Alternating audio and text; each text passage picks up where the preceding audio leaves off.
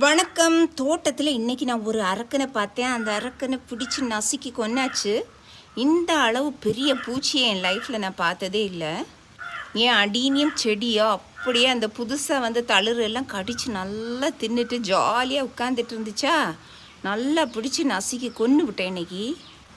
இது என்ன புதுவிதமான பூச்சி? இந்த பூச்சியை நான் இதுவரை என் லைஃப்பில் பார்த்ததே இல்லைங்க. நீங்கள் யாராவது பார்த்துருந்தீங்க, இந்த பெஸ்ட்டோட பேர் என்னன்னு உங்களுக்கு தெரிஞ்சிருந்ததுன்னா தயவுசெய்து கமெண்ட் செக்ஷனில் எனக்கு தெரியப்படுத்துங்க.